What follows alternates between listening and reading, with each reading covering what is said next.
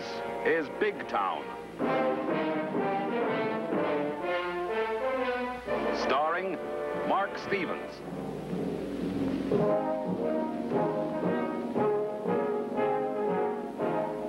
Presented by AC Spark Plug, the electronics division of General Motors, makers of spark plugs, oil filters, fuel pumps, and many other automotive and electronic products. Builders of original equipment for Cadillac, Buick, Oldsmobile, Pontiac, Chevrolet, and GMC. My name is Steve Wilson. I'm editor of this newspaper, where from the 500,000 words processed here daily come true stories about real people reported by working newspapermen. These are factual accounts. Nothing has been changed except the name of the city and the identity of the people to respect the right of privacy.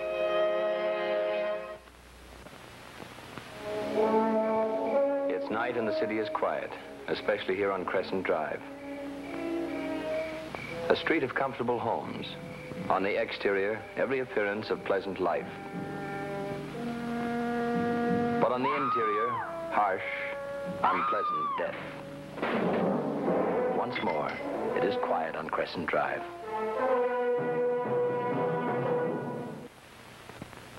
This is how the story broke in the early edition. It developed into quite a yarn, as you'll see in just a minute. Now, from the city room of the Illustrated Press, let's look in on automotive editor Jim Roberts.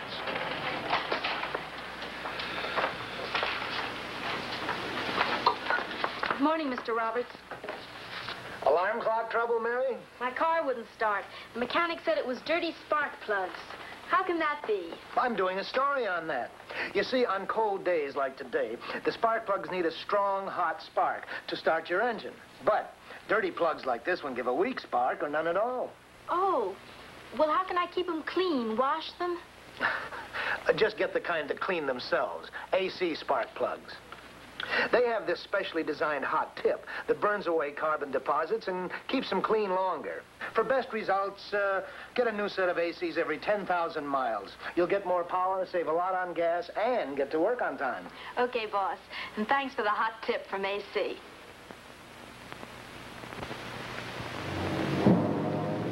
Anne Clark, the dead woman, had been a very special friend of mine. We'd gone to school together, shared a couple of dreams, and laughed at the same jokes. I was best man when she married Roy Sherman. What'd you get, Roy? No, not much. Captain Drew thinks it was a cat burglar. Mrs. Sherman found him in the house. He got scared and hit her with a candlestick. Where's Sherman? Inside. He's been out of town on a business trip. Got home about 11:30. Found his wife. I'll phone in, Rush. Tell Charlie we'll get something from my husband. All right, Steve.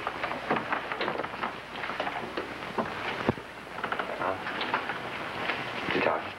Well, I'm not so sure, Steve. I don't know how he is. I'll tell you something. If you're a friend of his, go in there and get him to talk, to say something, anything.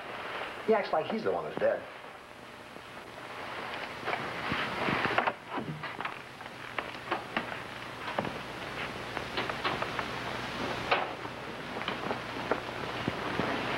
Hello, Roy. You want to talk to me? Roy. She was lying on the floor, and I talked to her. Talked because I was afraid to be still. As long as I kept talking to her, I could tell myself she wasn't dead. You understand, Steve? Yeah, Roy. When's the last time she spoke to you?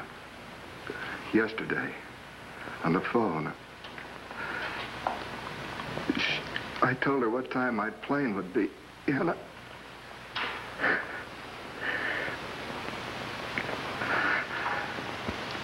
what am I going to do, Steve? Well, I don't know, Roy. You want to come on with me, or would you rather stay here?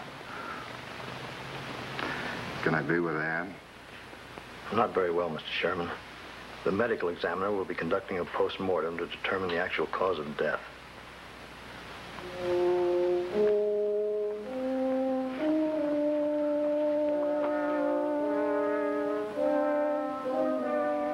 According to the police, Anne Sherman was murdered by a cat burglar. It wasn't much to hang a story on, but it was the best we had. While I was waiting for further news, there was a loud commotion in the city room. All right, evening, will you? What's the matter, Connie? I told this guy once before to stay out of here with his phony jewelry. This time I'm giving him a personal escort. Look, I'm a reputable businessman. There's nothing phony about my merchandise. If you don't want me here, say so, but don't push me around. Oh, wait a minute, Harry. We don't want to interfere with anybody trying to make a living. But we can't have you breaking up the city room here. Oh, he's a gyp, Steve. He sells us bracelets that won't brace and fountain pens that won't fount. And stick pins that only stick the guy that bought them. I never sold you an old-fashioned cigar clip. what would anybody want with a thing like that? Cigars come ready to smoke nowadays. Mr. Wilson's don't. Mr. Wilson smokes cigarettes. Did you order anything from this guy, Steve? I might have. Anything special about this, Harry? Yeah, very interesting story goes with it. All right. Come on in, tell me about it. But make it quick.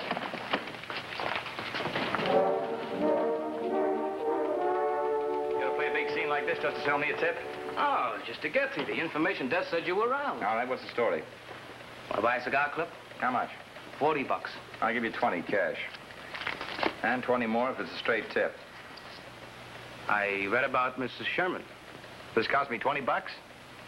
I was at a house that night. The night she was murdered? What were you doing there? I went to see Roy Sherman. I kept missing him at his office, and I needed the dough. But nobody answered the door. He owed you money? Yeah, I sold him a bracelet. A legitimate transaction, I might add. A very dainty thing. Tell me, why should he buy a thing like that from you? If he wanted to give his wife a present, he could have ordered the finest and leading jeweler in town. That's the story. It wasn't for his wife. He gave it to a girl in his office. I saw her wearing it just last week. Same bracelet? I know my own merchandise. Then I read about his wife being killed and... Harry, you got a dirty mind. Murder's a dirty business. How about the other 20? How about proving it's not a phony? All right. I'll show you the girl and the bracelet.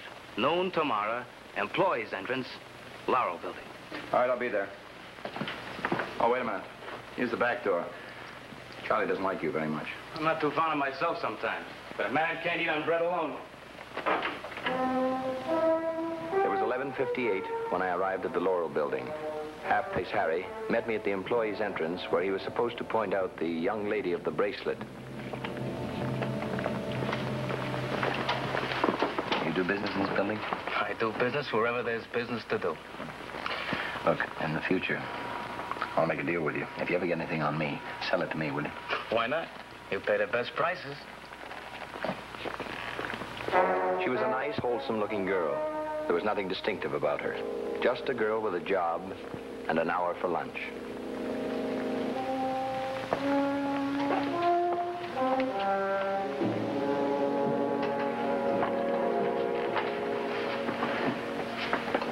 You mind?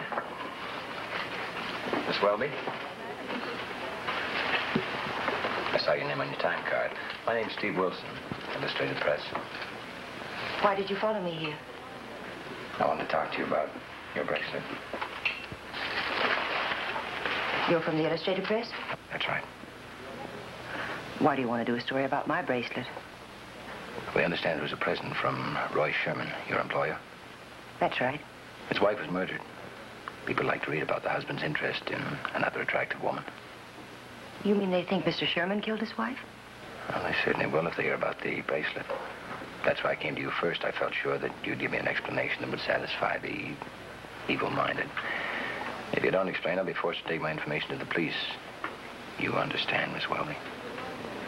I understand. Excuse me, Mr. Wilson.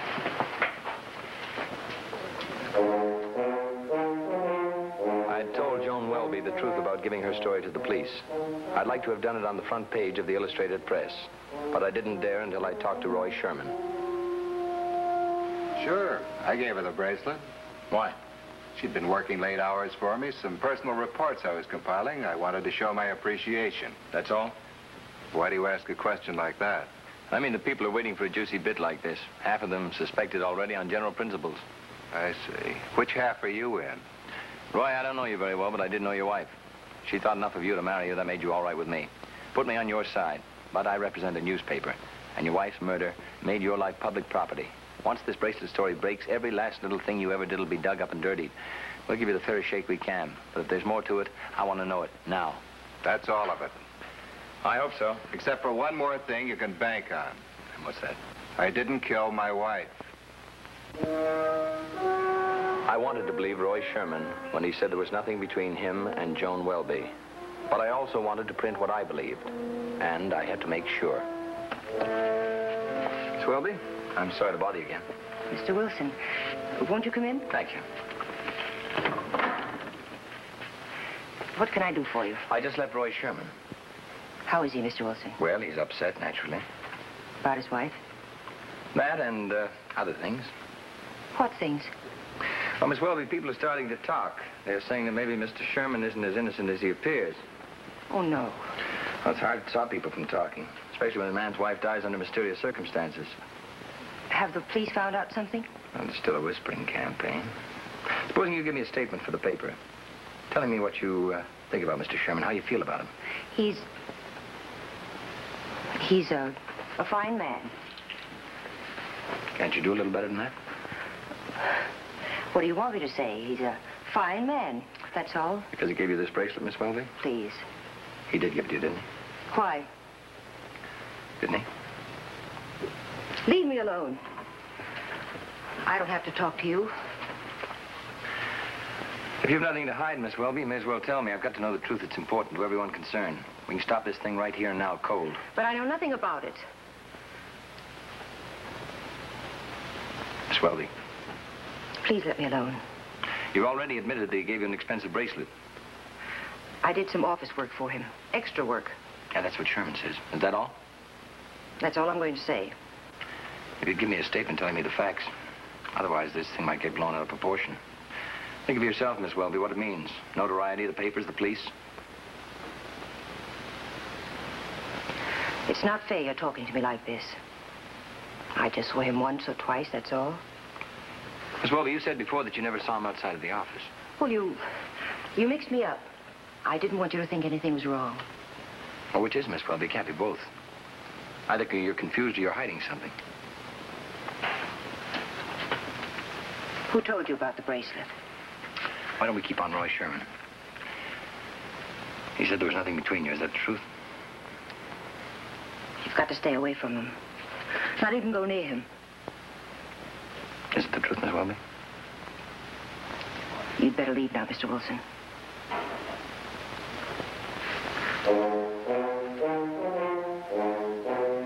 I'd paid half-price Harry for a tip, and it began to look like I got exactly what I paid for.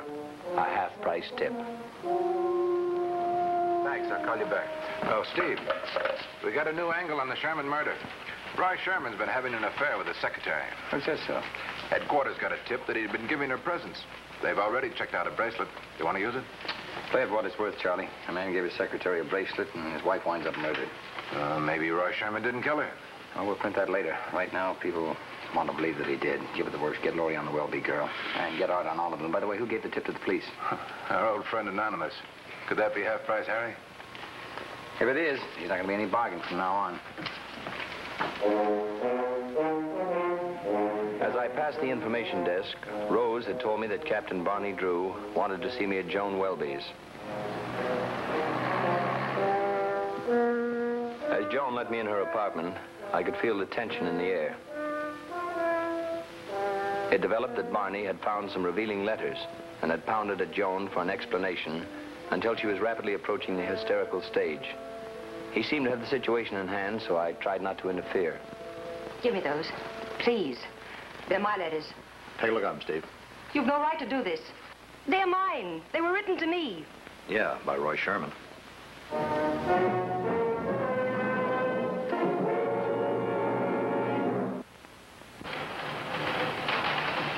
Now, from the city room of the Illustrated Press, let's look in on automotive editor Jim Roberts. Hi. Hi, Bill. That the picture? Right. And it's a mess. Oh, it'll reproduce fine, but what a subject. It's perfect. This is the way a car's oil filter looks after 5,000 miles. That's what I want to illustrate. It certainly shows you should change your oil filter every 5,000 miles, Jim. And when you do, be sure you get an AC oil filter. Here, I'll show you why. AC gives you 10 times more filtering area than ordinary filters. These folds form more than 90 pockets to catch sludge and grit. Say, that is protection for an engine. Yes, sir. An AC oil filter has caught as much as 1.25 pounds of sludge and grit in 5,000 miles. Really? Really.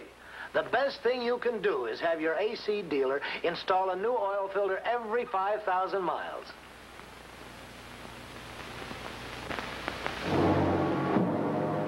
The next morning, Captain Drew picked me up at the office. There was a new development in the Sherman case, and he was nice enough to cut me in on it. Are you actually going to believe this girl? Because if you do, you're as crazy as she is. The district attorney wants you brought in, Mr. Sherman. I'm sorry. But she's lying. She made the whole thing up. And you, Steve, what kind of tripe is that to print in your newspaper? That's the kind of stuff I warned you about, Roy. You never should have written those letters. I didn't. Not even one word of them. We can prove all that in the police laboratory, Mr. Sherman. It may take a couple of days, but it'll check out. She named places where you had dinner together. It all adds up, Roy. The night she worked late. I never had dinner with Joan Welby in my life. I took her home one rainy night when she couldn't get a cab, and I left her at her front door. The only time I've ever seen her outside the office. Didn't she ask you to come in for a nightcap? Something to take the chill off? I guess you have to ask for questions like that. Yes, Roy. And a man in your spot has got to answer them. I was never alone with that girl any place, except as I've told you. And come on, let's get it over with. You're only being booked on suspicion, Mr. Sherman. Suspicion? What difference is that going to make to people? And tomorrow, when this is on your front page, are you going to say they haven't proved anything? Are you going to make that fine distinction? Yeah, Roy, I'm going to print that. I don't think it'll mean much, but I'm going to print it.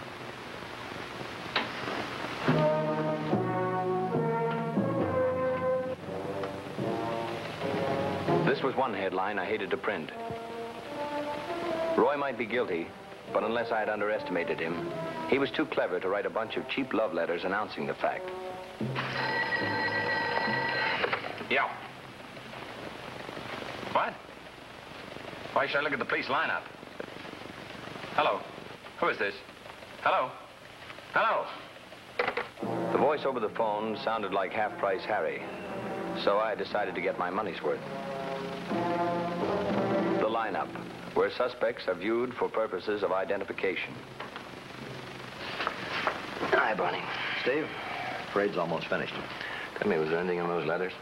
They were kind of hot for a typewriter. A guy usually writes stuff like that in his own hand. Well, we're checking all the typewriters in Sherman's office. There's quite a few of them, between 50 and 75. Well, what about the signature?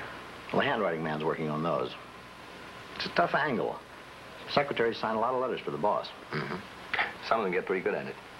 It's hard to figure. Why would the girl lie? If we'd have found some strange fingerprints in the place, then we might have something else to work on. But this way... I wonder about the out-of-town trip that Sherman made. He could have gotten back in time to go to the house, kill his wife, then come back and make another entrance later in the night. He could. DA giving the grand jury. Never mind. Now, I told you once before to stay out here. Oh, take it easy, will you? Take it. I got business to do. Hey, Steve, you want to buy a cigar, Clipper?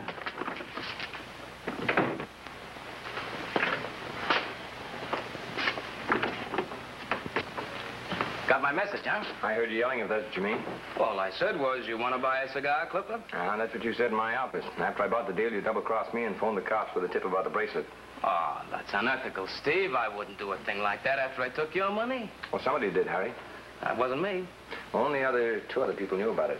Roy Sherman... That's what I mean. Want to buy a cigar, Clipper? Remember where I saw you the other night? Roy Sherman? Yeah. I saw somebody else there. A lot of people were there. This was before a lot of people got there. I started to the door and ducked away when somebody came sneaking through those big windows in the living room. Did you get a good look? Want to buy a cigar, Clip? Yes, I want to buy a cigar, Clip. Who'd you see? A guy in the lineup. That one. Are you sure? Sure, I'm sure. There's a guy you saw around the Sherman living room the night Mr. Sherman was killed? Yeah, I couldn't miss him. Mm-hmm. You'll identify him to Captain Drew? Well, it won't help my business, but for a good customer like you, yes. I'm with you.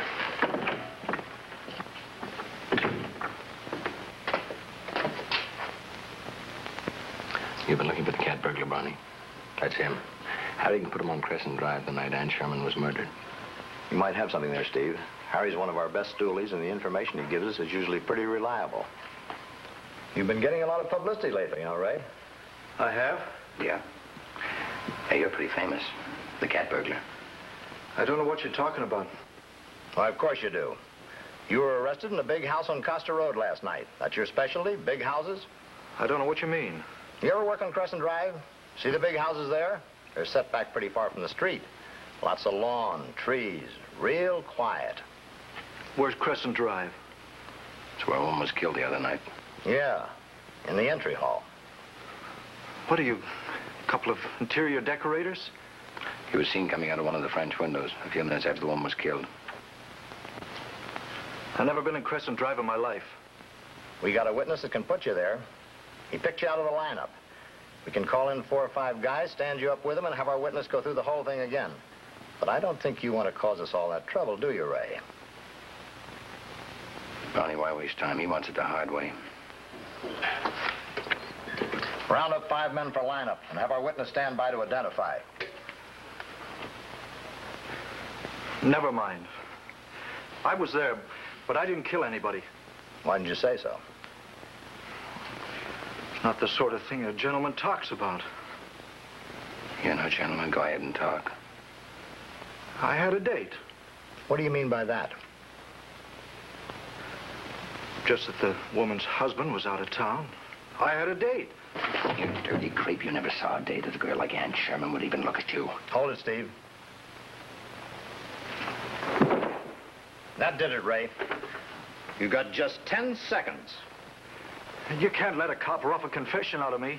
He's no cop. He's a newspaper man that just wants to get your story straight. All right, what do you say? At the end of that time, if you don't tell the truth, I'm going to walk out of here and leave you alone with this guy.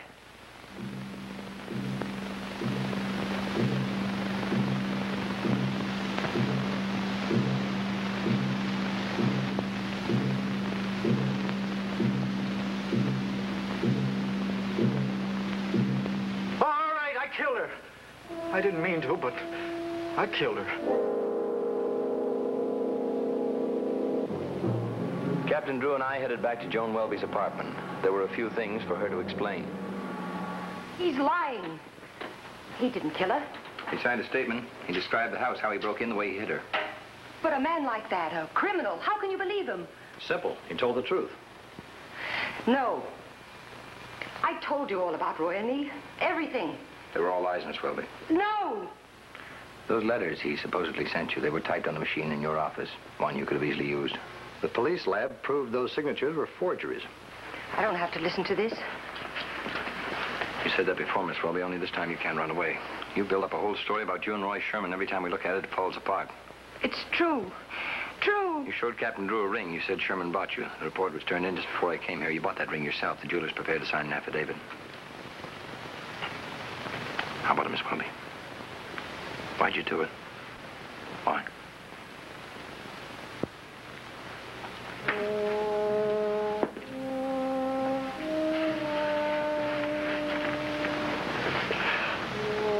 I didn't mean to hurt him. But all these years, I saw people together, walking on the street, sitting in the movies, always together.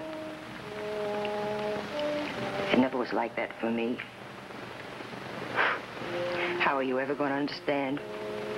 Being alone, you want to die.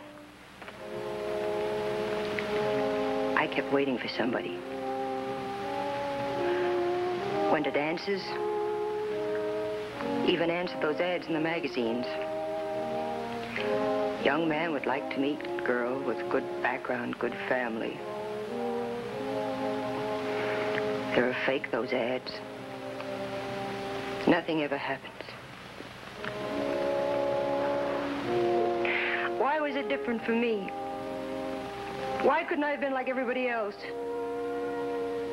Man to love me, want me.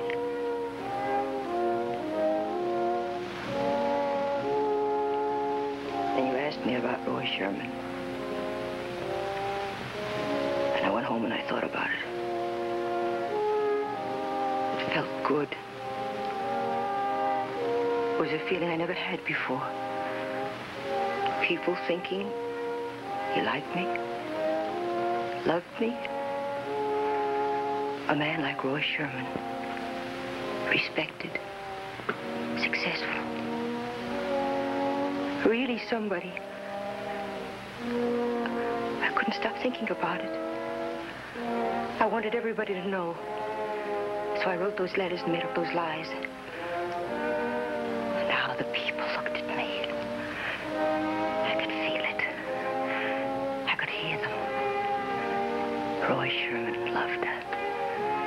Wanted her. Needed her. It had happened. I'd found a place. I was like everybody else.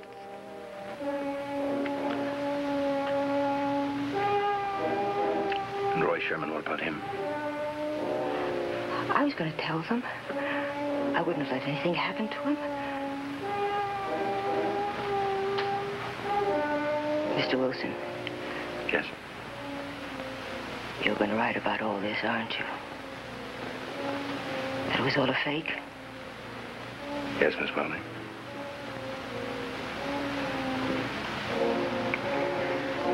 And it's going to be just like it was before. There'll never be anybody now. Never.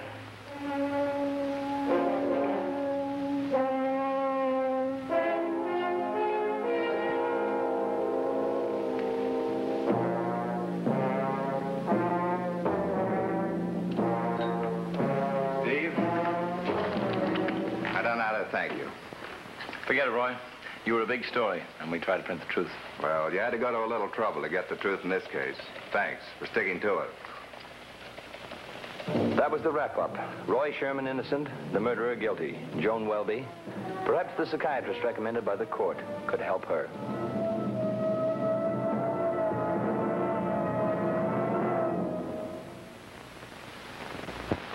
No, dear. Okay. That was Mimi, our telephone operator. She still can't get over it. The other night she was working late, so I brought her a spot of coffee. A slice of toasted raisin bread spread with fresh, golden, good luck margarine. She loves it. What's that? I just told her it was margarine on the bread. Good luck margarine. She thinks I'm kidding. How could it be margarine? Why, it tastes so fresh. It just melts in your mouth like... No, I'm not kidding, I tell her. That is good luck margarine. Honest it is. Ah, now I'll convince her. I'm showing her why good luck is always so fresh. Those quarters there, see how each one's wrapped in aluminum? They all go into the wax carton, and even the carton is also wrapped in aluminum and sealed tight. Sealed so tight, you need that little doodad there, that zip tab, to open it. Hey, Mamie, you better answer that switchboard. It's lit up like a Christmas tree. Good Luck margarine stays fresher and better tasting than any other margarine. Lever Brothers guarantees this unconditionally or your money back.